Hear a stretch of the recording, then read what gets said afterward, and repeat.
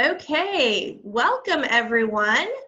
It is 7 o'clock, so we will go ahead and get started. Good evening. I have a little script here. Good evening. Welcome to the Harriet Beecher Stowe House's first ever Year of the Woman discussion via remote learning. Tonight's topic, two contemporaries of Harriet, Julia Ward Howe and Rebecca Harding Davis. I believe I know most of you. I'm Christina Hartlieb. I'm the Executive Director here at the Harriet Beecher Stowe House. And we're going to try to conduct this as closely to our regular format as possible. But we admit that we will be, oops, one more person. We'll have to kind of modify as we go if necessary. I would say keep your thing on mute unless you're talking. That way we can minimize background noise. And I'm also going to try to put on the screen at the same time. Let's see if I can get that to work. We're going to start with our timeline and see how that works. Okay, so I would like to introduce, did we lose Kristen? I'm here. Okay, I just don't, oh, there you go. Okay, so I would like to introduce our co-leaders for the evening, Dr. John Getz and Dr. Kristen Renzi. I will let you take it away, but I will let you know that we do need to stop like 7:35 just to make sure that we don't run out of time. So, all right, take it away. Thank you. So hi everyone, before we officially begin, and I think John is going to start us off, I just wanted to let you know that on the bottom of your Zoom screen, there is a chat function. And if you have questions about the readings, things that you want us to talk about, and you're having a hard time jumping into the conversation, you can press that chat button, type in whatever thing you would like to ask about, and it will show up to everybody's screen. So that's just one other resource you have. Julianne will be helping to look at those chat questions throughout and sort of helping to interject them if that's more comfortable for people than trying to break into a conversation. Thanks, Kristen. Christina has put the timeline on there, so let's talk about that for a couple of minutes here. Harriet Beecher Stowe, as you can see, and Julia Ward Howe were from the same generation. Harriet was born in 1811 in Litchfield, Connecticut. Julia Ward Howe, of course, she was Harriet Beecher then. Julia Ward Howe was Julia Ward then. And she was born in New York and would wind up spending much of the rest of her life in Boston and in Rhode Island. Rebecca Harding Davis, however, is quite a bit younger. She's born in 1831, just a year before Harriet Beecher Stowe moved with her family to Cincinnati. So Rebecca Harding Davis from a later generation, but she will connect with Harriet particularly as we go on. Harriet's move to Cincinnati in 1832 is well known to those of you who have spent much time with the house. So it's on here as a marker for you. There's not any connection among any of the three that I can identify for sure before 1846, but that was the moment when Harriet Beecher Stowe and Julia Ward Howe and Julia Ward Howe's husband were at Brattleboro, Vermont, taking the waters, the water cure that was very popular at that time, and actually gave people a chance to, particularly women like Harriet, who were raising families and trying to have writing careers and doing so many things that they were exhausted a lot of the time. It gave them a little chance to rest and network with one another too. So I'm not aware that they intended to meet there, but they were there at the same time. So it was an opportunity for some networking there.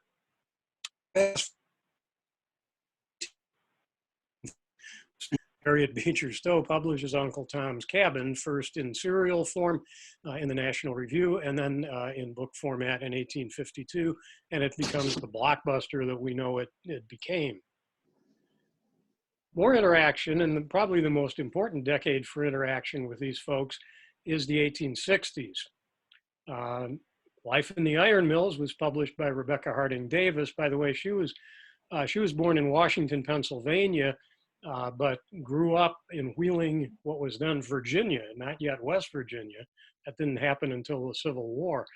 And it is Wheeling that forms the prototype for the setting in Life in the Iron Mills. So she publishes that in the Atlantic Monthly, the big breakthrough for her in 1861. Later that year, Julia Ward Howe writes the Battle Hymn of the Republic. She wrote the words to what was already a popular song.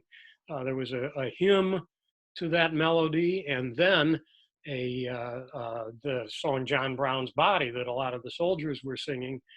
And the story goes, and there are many versions of this, but the story is that she was watching the troops with some other people one night, heard them singing John Brown's Body, and somebody said, "Why don't you write some better words to that?" And she claims that she kind of woke up in the middle of the night that night and wrote, the words just came to her. Almost like the way Harriet Beecher Stowe talks about the origin of Uncle Tom's Cabin, coming with a vision in church of an African-American man being beaten to death. So Battle Hymn of the Republic is published as a poem in the Atlantic Monthly, but is quickly set to music, not by Julia Ward Howe, but by others.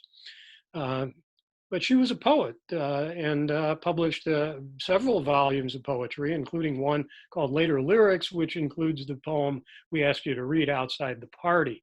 That was in 1866. By the end of that decade, we find Harriet embroiled in a literary war with, of all people, a very young Henry James, a reviewer for The Nation.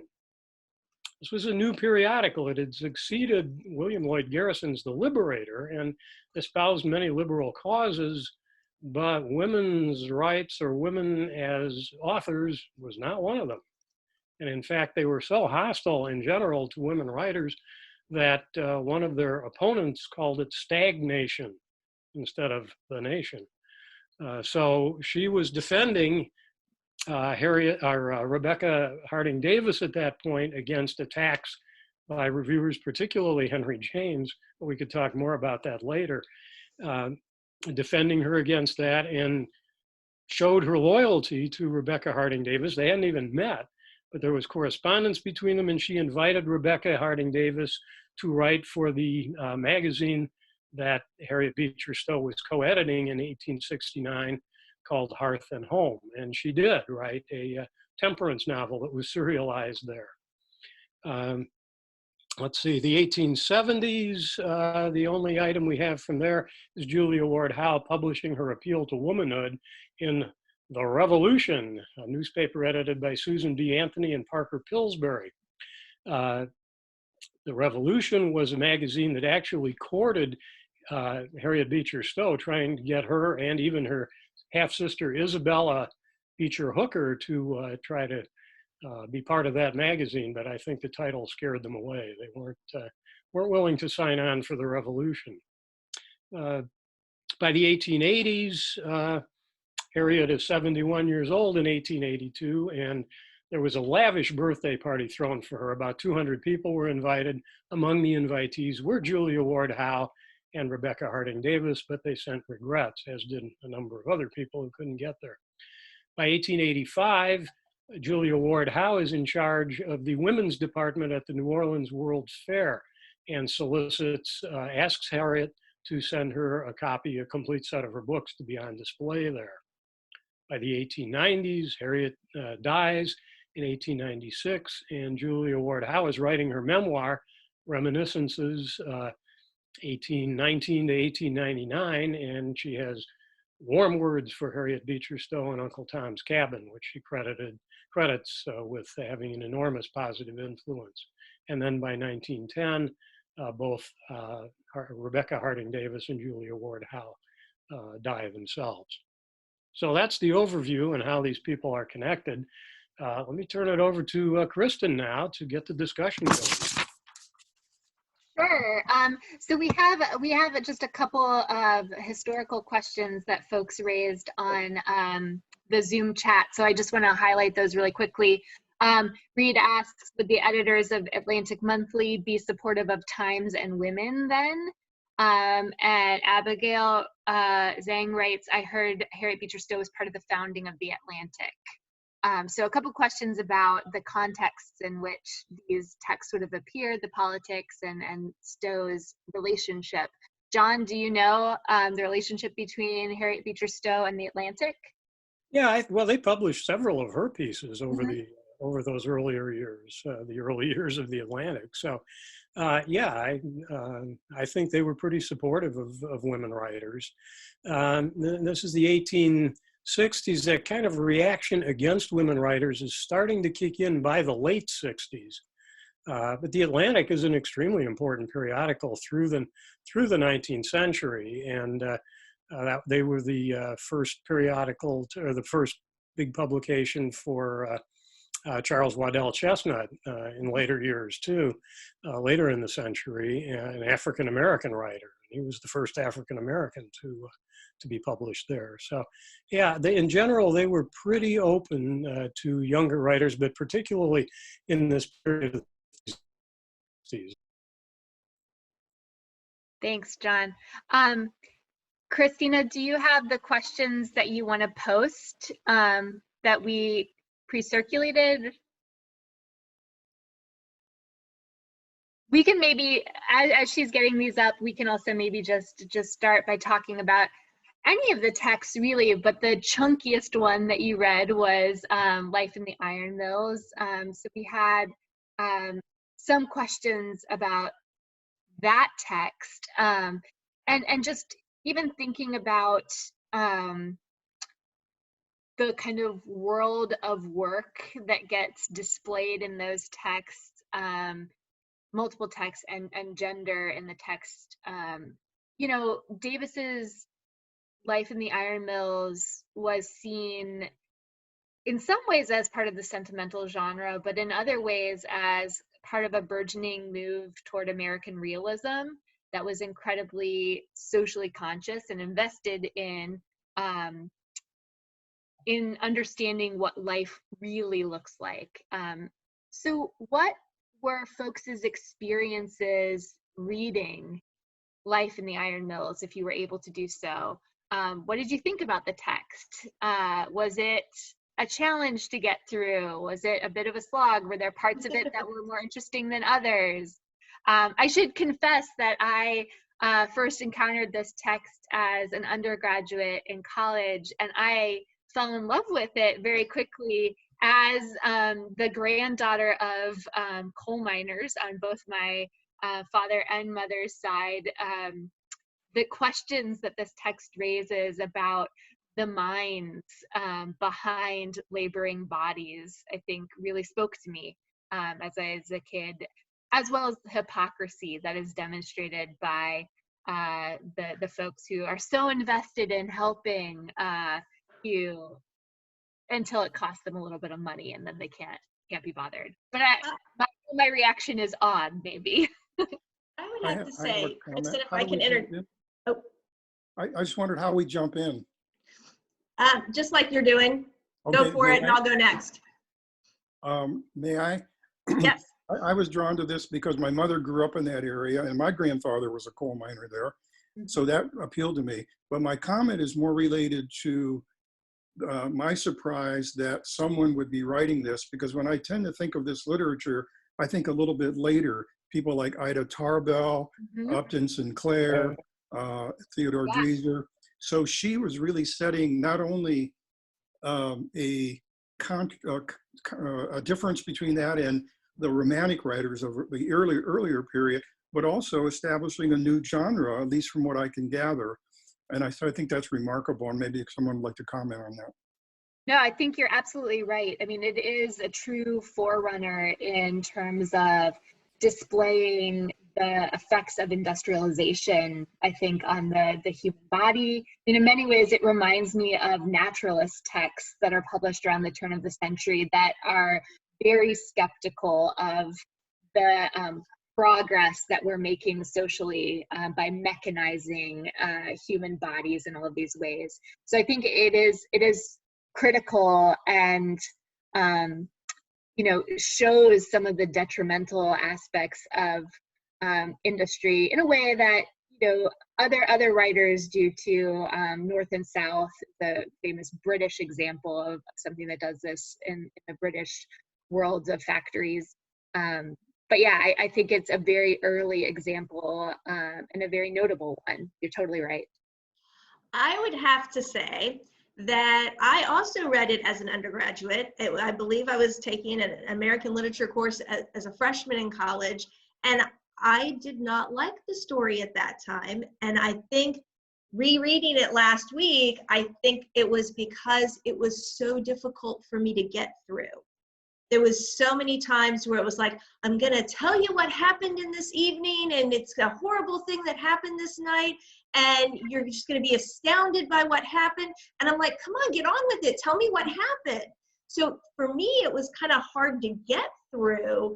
And I see the kind of the industrialization and the treatment of workers and so forth, and the way that the workers come home and what their home life is like as well. But it was difficult to just get through in terms of, why not just tell me what's going on? So that was my reaction.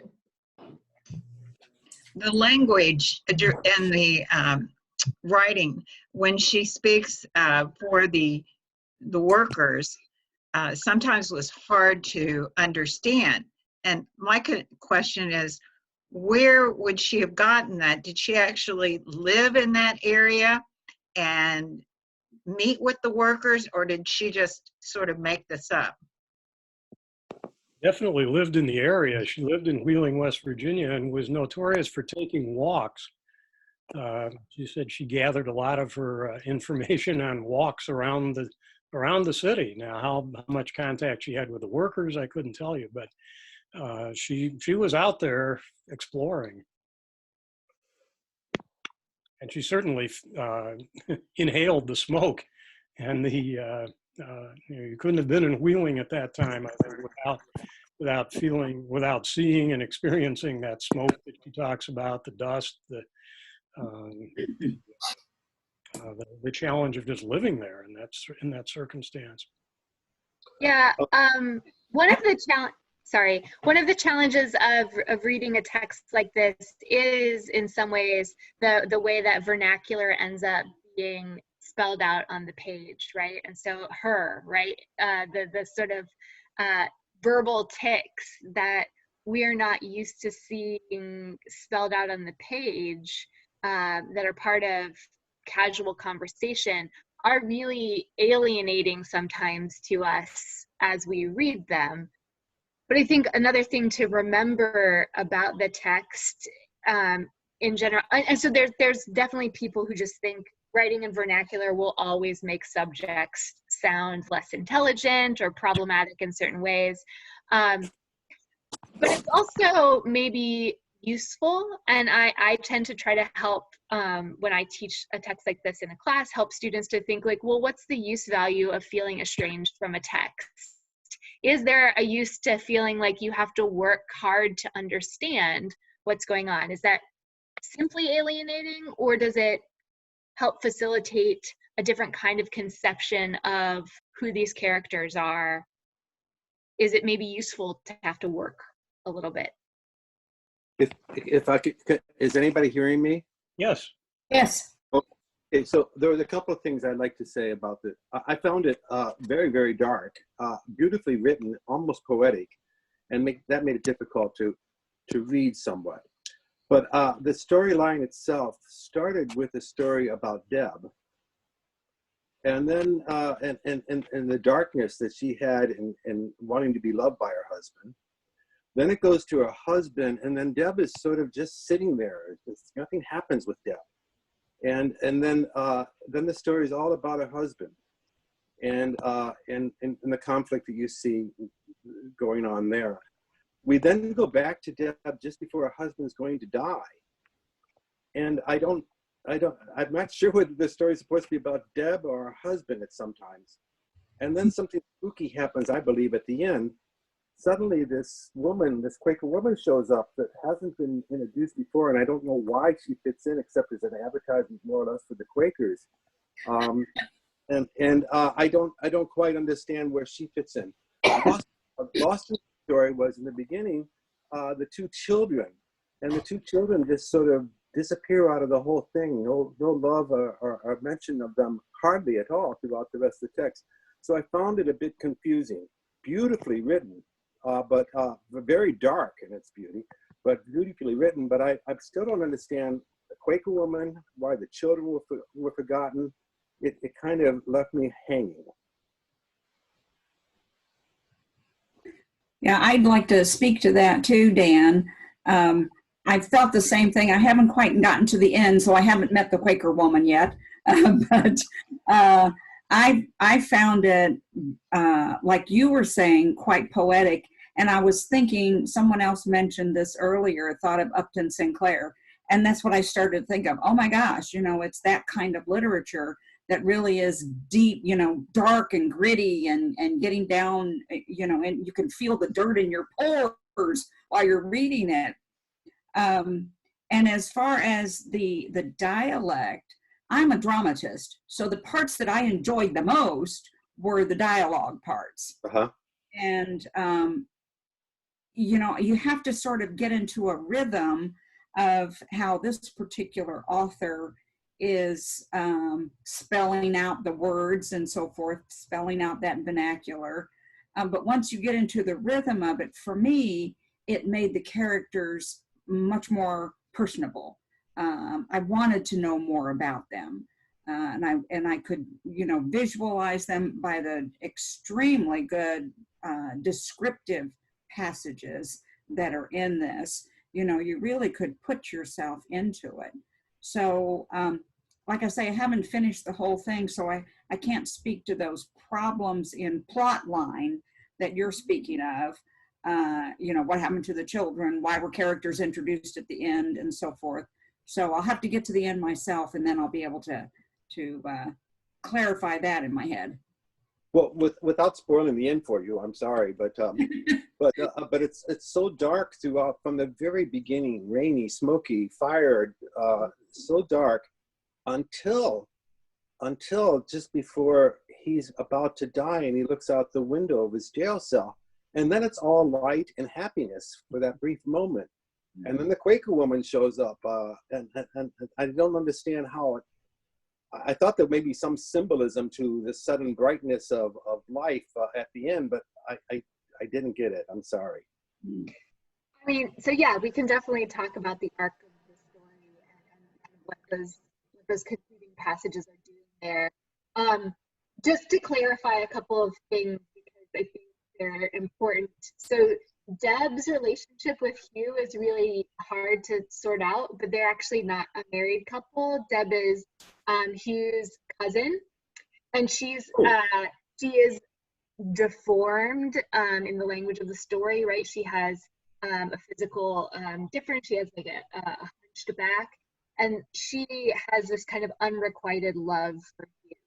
And so I think part of the sentimental background in the story is about this sort of unrequited love. And I think that's also where the one child in particular, the girl who comes to their house to sort of seek shelter and food, Janie, is a very beautiful girl. And so we see some of Deb's jealousies toward her. So it's playing on some of these sentimental tropes and questions about what Deb's role is. She's not a wife, she's not a sister, but she is in some ways Hugh's caretaker, although she's also the individual who ultimately puts him maybe in the position. I mean, we can argue about, is it her fault that Hugh ends up in jail? She's the one who ended up stealing money, although Hugh gets the much more severe sentence for that. And Hugh ultimately chooses to kill himself. And she listens to him do it in the cell next door, right? It's a really dark story.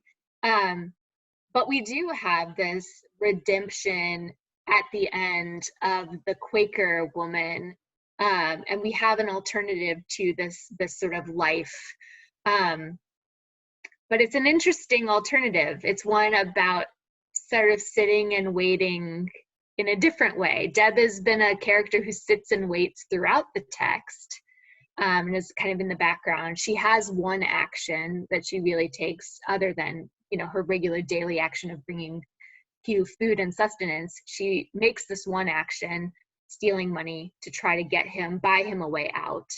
That's an utter failure.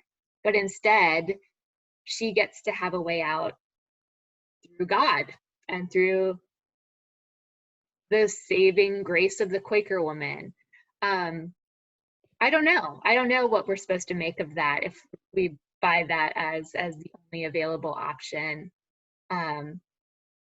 In some ways, I'm much more drawn to the frame narrator and the ending of the story with the frame narrator, who seems to not have gotten beyond this, who has the statue of the coral woman sitting in a corner in her house. But I don't know. I know we're getting a lot of questions on the chat too, so I want to read those to folks, or have folks chime in on those too.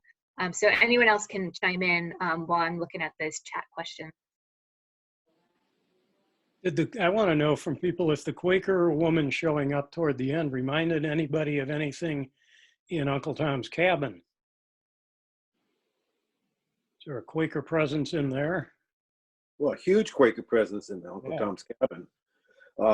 Yeah, so of course that's the Quaker house that she first visits, and they have to hide her in, essentially, is right there in the first part of it. The Quaker Underground Railroad was, I think, well, only from you, John, that you've told me it was a very prominent thing here in Ohio. Yeah, and of course, Harry Newton's, Levi and Catherine, who were there on the Underground Railroad. Oh, okay. We found out that this has been upgraded by the host and now includes unlimited minutes. Good job, host. So anyway, back to this. I think these are the Quakers, and certainly in Life in the Iron Mills, are mentioned for their quietness, their passivity, waiting for the Spirit to move them. But they're also active. That woman is there taking care of you. And Dan, you're not the first person to make this objection to the end of the book. Many critics over the years have complained that, you know, it's so gloomy throughout, and then suddenly there's this glimmer of hope, the ray of dawn or whatever by the end. So it does trouble other readers, but I would make an argument that there's some preparation for it earlier in the stress about reading characters, where the act of reading becomes a kind of metaphor for looking at people and looking into their souls, trying to really understand them, which of course is what the narrator is trying to do in the whole book. And the Quaker woman, remember, Deb asked her, did you know Hugh? And she said, I know him now through Deb, and just she sized up the situation.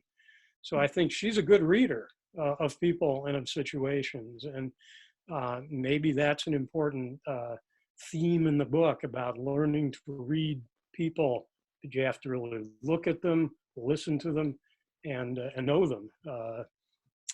So maybe the Quaker woman is an embodiment of that, and hopes represents that, somebody who can read people and act on it, just as the Quakers in Uncle Tom's Cabin. They're not just pious people, they act. They're on the Underground Railroad.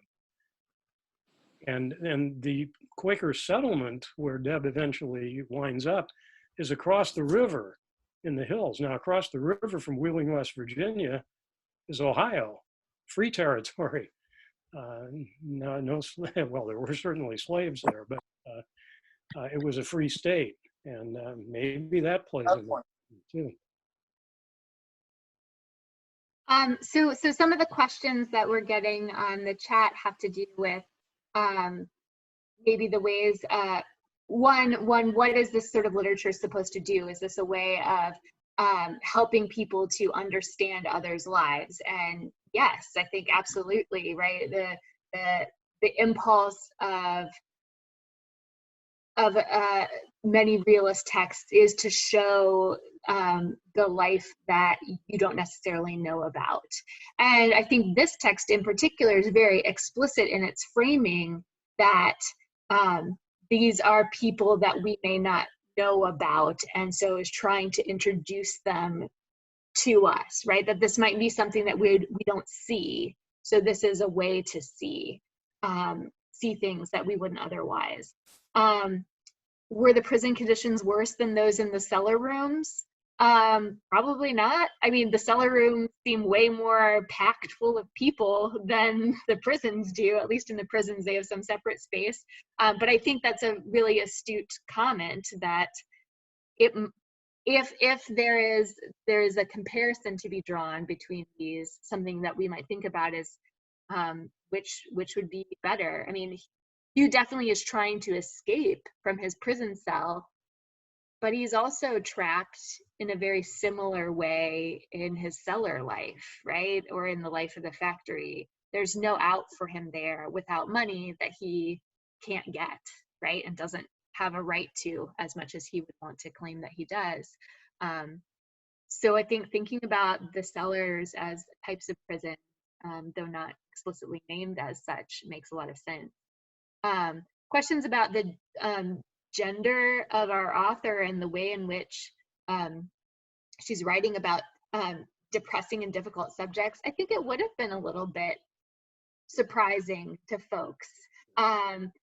You know, women authors have written about difficult topics for a long time, but this particular text, I think, dealing with working class realities and in such a sort of degraded setting would, I think, have surprised some authors that a woman would be writing about this, or some readers, I should say.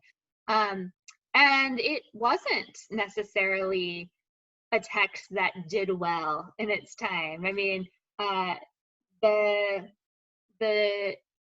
Battle Hymn of the Republic became very popular very quickly. This text sank into obscurity and was recovered. When was it recovered, John? 1972 is when Tilly Olson convinced the feminist press to republish it. Right, so this text did disappear. We could ask a question about why. Why was this a text that we chose to push to the side, despite the fact that obviously throughout the early 20th century, mid 20th century, we still have a lot of people engaged in the kind of labor that these individuals are engaged in and struggling. Well, I was reading it through a different lens. And the lens that I was looking at had to do with labor internationally. We had the English and the Dickensian kind of things. We had Karl Marx writing at this time. We had the serfs in Russia. And I would also say that maybe it was suppressed because there's a different kind of wage slavery that was taking place in the North at the time in which we were proposing to free the slaves of the South. So could it have disappeared because it was revealing somewhat of a hypocrisy about Northern industry as relates to Southern industry at the time? That's a great thought. And I think related to that, I was wondering also, I know that Uncle Tom's Cabin was written in order to effect change. Was that the underlying purpose of this work, Life in the Iron Mills? Was she writing to effect some change in people's lives who had to live in these kind of working conditions? Yeah. Can I jump in? I read it as reminding me of the Planter's Northern Bride. which was kind of written in response to Uncle Tom's Cabin saying, gosh, in the North, everything is horrible. But when we read it this time, the way this was approached, it was actually showing that, yeah, it was lousy in the North. Maybe we've taken care of the South and we can work now towards affecting change in the North. Like for you, Sandra. Mm-hmm. Yeah, if this is a story that is aiming to motivate social change, and I would argue, like the appeal to womanhood, which is advocating some change, like Outside the Party, which is not as explicit in its advocacy, but is also suggesting some serious social ills. What do you think the change would be that this text would advocate for? Well, that's the trouble. I don't think they're advocating theft. We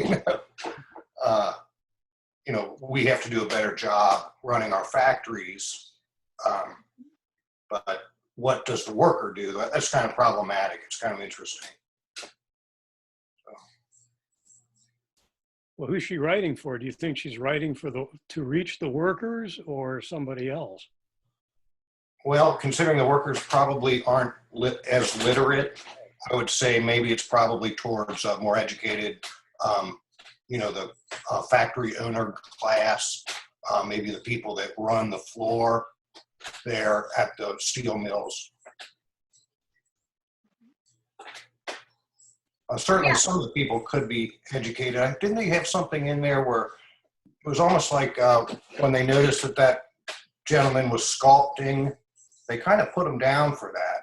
In a similar manner when they ransack a slave hut or whatever, because they find written word, kind of like what we read about last time. Yeah. Yeah, the idea that Hugh is creating art, and art that is powerful, right? Yeah. Is both, to some of the observers, it's very perverse. Like this doesn't work correctly. There's something really troubling about it. To others, it points out that there is this like kind of nascent genius maybe that people could, like, he could nurture. Yeah, but I think to others, it's just foolishness. Like, what are you doing? You're making, the coral is like the cast off from the iron creation. So it's taking this garbage essentially, and it's creating something beautiful about it. But there is this sort of like, well, why would he be invested in beauty? Well, what's the point of that kind of attitude have? That to me was, as a kid reading, one of the more powerful moments, to see how deeply different some of the visitors to the factory found those of a lower class. Like my gut level response was, well, why would they not be interested in beauty? Isn't everyone interested in beauty? Right? So maybe that's one of the modes of change that this text would be advocating for. I mean, this thing he sculpts is hungry, right? And not for food. Yeah. The idea that there's this woman, and it is a woman, which is also important, and we could talk about what that means, but she's hungry for something. But it's this very incoherent, what is she hungry for? Wasn't it like for what you have, kind of, or how would he even know what the sculptor, I think it was for what you have. That's what they're hungry for. Yeah. I think that this sort of hungry for, the right to have art, the right to exist on your level. I mean, I don't know how you translate that. Yeah. But yeah. Right, wander around at midnight and sit and watch people work. Yeah. So I just want to point out, there's a couple of questions in the chat that we should probably talk about. And then, although we do have more time, we still want to wrap up by 8. So we should probably move a little bit on to, somebody had a question about the party thing, the outside the party thing. So could we kind of transition to that a little bit? Mm-hmm. Thank you. Do you see Yeah. that? You have a I question? see the question. I can tell you what I think, but I'd be interested in what other people would think too. In the Howe poem, from Lyrics of the Street, the Outside the Party, the question on chat is, I didn't catch the issues Howe was advocating for in Outside the Party when I read it. Could I expand on this? What did you guys think of this poem? The poem is, what's it about?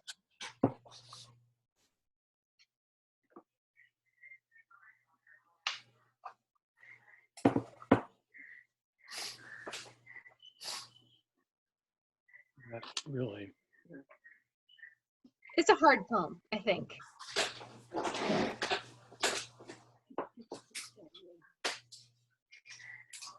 So there's obviously in this poem somebody who's observing from the outside. There's a fine gentleman on the inside, and we hear that he has a fair smile by whose sweetness I fell. And there's references to what she has. She has this horrible tale. I read the speaker as a woman. She has some horrible tale that her friends know. They know what he's done, but he's very untouched by any of this. So I don't think we have an explicit detailed scenario of what's going on here, but I think we have some suggestions. John? Oh, go ahead. I read it that she had a child with him and that they were dying.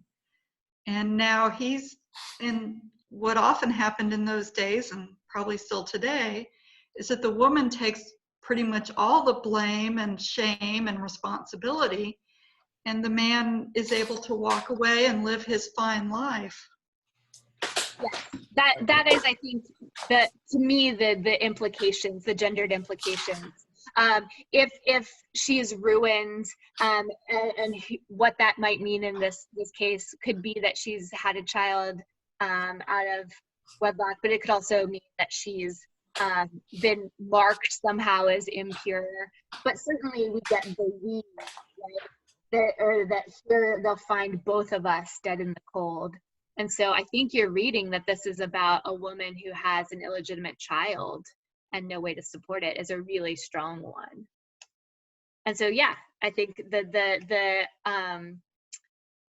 the hypocrisy of 19th century mores toward sexual activity outside of marriage, and the very different kinds of consequences that would have for women versus men. The old double standard. Yes, as my students often point out to me, it still happens. Yes. Yes, it does, unfortunately. And there's also a social class implication too, I think, that he took advantage of somebody who didn't have the social power that he does. So he can sail all along just fine, and she doesn't have the resources to fall back on that he does. Mm-hmm.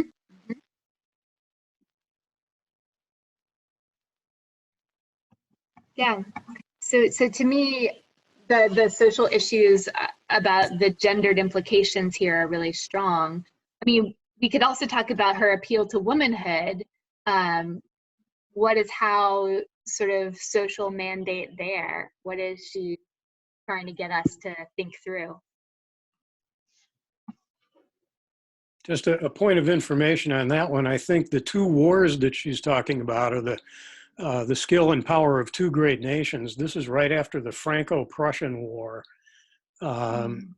when she's writing this, or right around that time. And well, the Civil War obviously is there, but I think she's also thinking about maybe that too. I have to say, I love the sentence, "We will not have great questions decided by irrelevant agencies."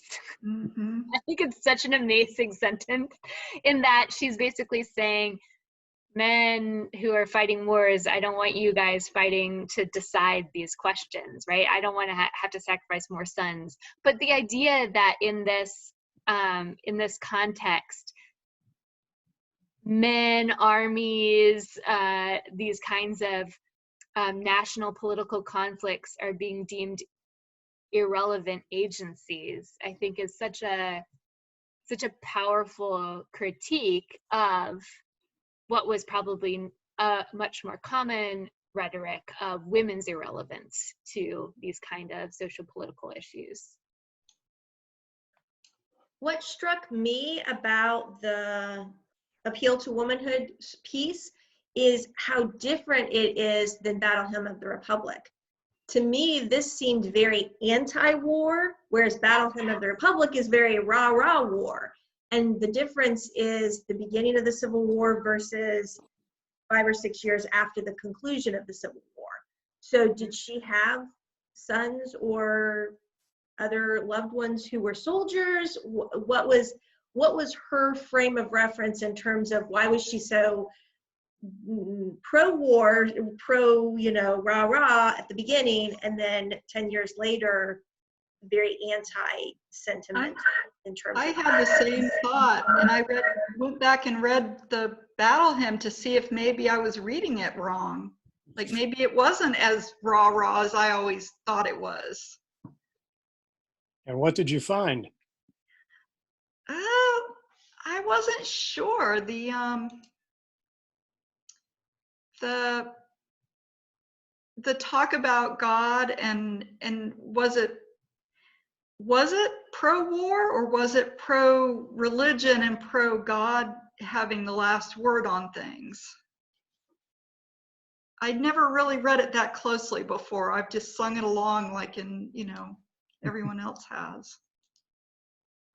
If I can say something, I think that like along those lines, the fact that she wrote the Battle Hymn of the Republic early on in the Civil War, and then she published it in '62.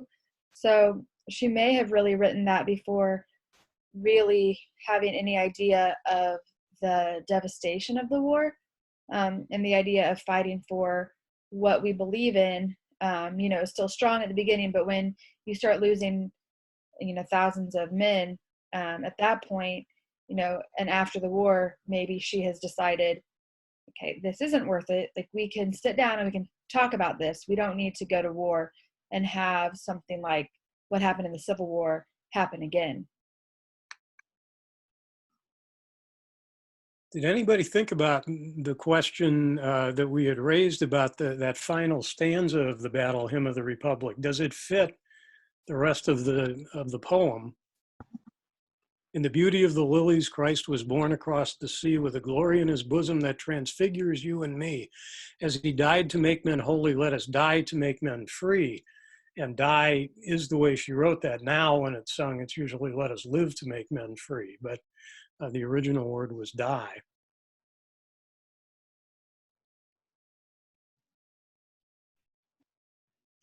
Some people say that last stanza doesn't fit because you've got all the bloody imagery coming from Isaiah in all of the early stanzas, and then suddenly Christ is being born across the sea, not in America. He's not marching on over here. He's being born across the sea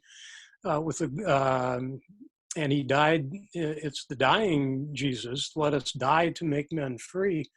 It's not let us go kill the enemy. It's let us sacrifice. And I wonder if that division that some of you are seeing between the appeal to womanhood and this song maybe can be seen even in that last stanza, that there's a part of her that's already a little uncomfortable with what's going to happen, even though she's certainly encouraging the war effort at this point. Yeah, I think that's an excellent suggestion, John. And I'm looking at even earlier, there's the emphasis that the hero, born of woman, crushed the serpent with his head. But that born of woman is a really interesting, because that's, as mothers, is how she appeals in womanhood, right? That this is about something that you have created, women, and you should be defending it and protecting it, and urging peace because of it, rather than standing aside and letting these forces destroy. And so I think there I also see a little hint of kind of what might be underlying some of the pacifist appeal. Well, we tend to think of lilies at the time of Easter, Mm-hmm. at the time of resurrection, and the allusion to dying to set men free strikes me as being an allusion to Christ dying and being resurrected. So there's a hopefulness that comes from the carnage that I don't quite subscribe to, but I think that there is the possibility perhaps that she was alluding to Calvary, the resurrection, and Easter by using the metaphor of the lilies there. So just a Yeah, thought. because they're not usually associated with Christ's birth, but rather where she has it here. And the beauty of the lilies, Christ was born across the sea. No, yeah, you're right. It's resurrection much more than Easter rather than Christmas. It seems to me that all of it speaks to the Civil War as a holy war, that because we're fighting to, and I can take that, to take men free, to free the slaves. So because it's a holy war, God is on our side. And I think that has been used, God is on our side, has been used as an excuse or a reason for that, this war is a just war or so forth, by calling in that on my side is supported by God. And that's what I see through the whole thing. And definitely I saw the born of woman crushed by the serpent. That's a direct image of the Virgin Mary with her foot on the serpent. And so again, I just think that all of it is a rallying cry, and we're going to win this war because God is on our side. And when somebody asked Lincoln, supposedly, is God on our side in this war? He just said, I hope that we're on God's side. Talking about this hymn reminds me of reading Walt Whitman's Drum Taps, which some of us did together a couple summers ago. And in there you can see that same passage from the enthusiasm early in the war in a poem like Beat, Beat Drums, and then an exposure to his experience working in the hospitals, taking care of the wounded soldiers. You see that, and then by the end, there's just a kind of a desire for peace and reconciliation. And maybe that's what she was experiencing at different points in her life, thinking about the Civil War. She was, remember that apocryphal story about Lincoln supposedly telling Harriet that you're the little lady that wrote the book that started the big war. We don't know that he really said that, but that this is a song that really didn't start the war, but it certainly made people enthusiastic about continuing it. And, maybe she has some second thoughts about that later on. And she also, as an abolitionist, as many 19th century abolitionists were very dedicated to the anti-slavery cause, but were not necessarily anti-racist. And so her engagements with Black populations were also critiqued as problematic. And so it may also be the case that the costs of the war became too high, right? It's one thing to have an ideal in your mind that we shouldn't have slavery anymore, but if you're also not convinced that racial equality is the way to go, then there might be a point at which it becomes really hard to continue to say, yes, surrender, die for freedom, if these lives are not being valued in the same way, even by somebody who's advocating. And that's, I think, one of the really challenging aspects of 19th century abolitionist movements, just like 19th century suffrage movements too. People can be fighting for a cause, but are not necessarily sharing egalitarian beliefs despite that.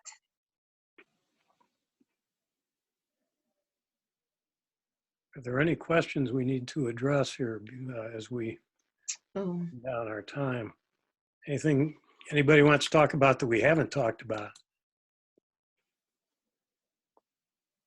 I don't think either of these women were immigrants, but I could be wrong. As I'm looking at Reed's final question, are these women multi-American generational people? I'm associating the stanza to immigrants who are wanting freedom for others. Rebecca Harding Davis's father was from England, but Okay. he was born here. And yeah, the other two certainly were. But Yeah. I still think the application to immigrants and immigration and fighting for those others makes sense. Oh, yeah. Yeah, she's definitely sympathetic to the immigrant cause here. Okay, so it looks like we're kind of wrapping things up. I want to just make a couple of kind of final comments, and that is if you have any additional comments or questions or things that you would like to continue discussing with either of our presenters, or you have comments about how the whole Zoom discussion went, I would be very interested in hearing those as well. So just email the friends@stowehousecincy.org email address. So StowehouseCincy is all one word, and it's CINCY.org. So just email that to offer any additional questions, suggestions, etc. I want to thank everyone for participating, and also make sure that you check out our website and also join our Facebook group, which is called Harriet Beecher Stowehouse Community Connections. We are still working on our Facebook issue, so our regular Facebook site is not up, but you can still get information through that Community Connections group. John and Kristen, do you have any final comments, words, etc.? I just say again, thank you all for participating. This was a highlight of my day. So I hope this finds you all safe and dealing with these stressful times. We've had them in the past, apparently, according to our writers. So thanks for being here. Thank you. Thank you. Thanks. Thank So you. thank you all. Great discussion. Likewise. Thank you.